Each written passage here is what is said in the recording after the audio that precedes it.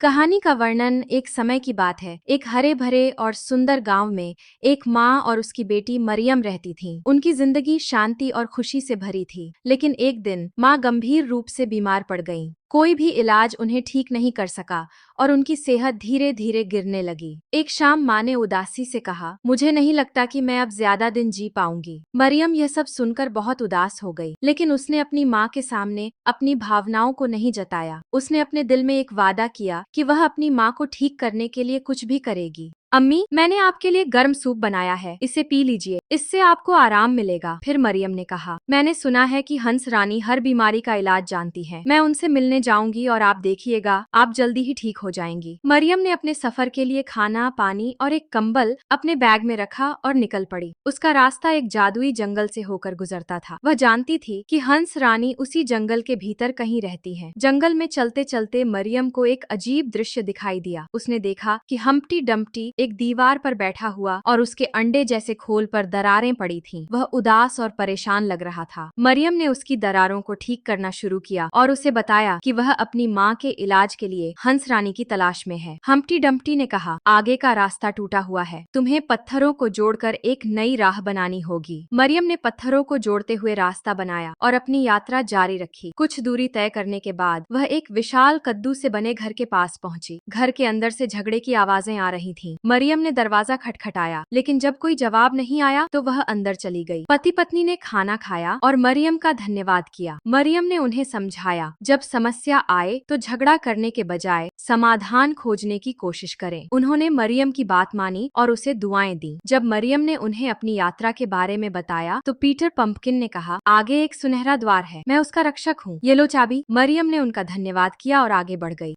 महल जादुई रोशनी से चमक रहा था, जैसे वह किसी परिकथा का हिस्सा हो। महल के अंदर मरियम ने हंस रानी से मुलाकात की। रानी बेहद सुंदर और सौम्य थी। रानी ने मरियम की पूरी कहानी सुनी और मुस्कुराते हुए कहा, तुमने इस सफर में हिम्मत, बुद्धिमानी और दया दिखाई है। इसके इनाम के तौर पर मैं तुम्हें यह वरदान देती हूँ। उन्होंने मरियम को एक छोटी शीशी दी जिसमें चमकदार दवा थी। यह दवा तुम्हारी माँ को ठीक कर देगी। मरियम ने रानी का धन्यवाद किया और खुशी खुशी घर की ओर रवाना हो गई। जब वह घर पहुंची तो उसने अपनी माँ को दवा पिलाई। दवा पीते ही माँ की बीमारी गायब हो गई। उनकी ताकत लौट आई और वह खड़ी हो गई। माँ और बेटी की खुशी का ठिकाना नहीं रहा। उस साल का क्रिसमस उनके लिए बेहद खास था। उन्होंने घर सजाया, स्वादिष्ट पकवान बनाए और पूरे दिल से त्योहार मनाया।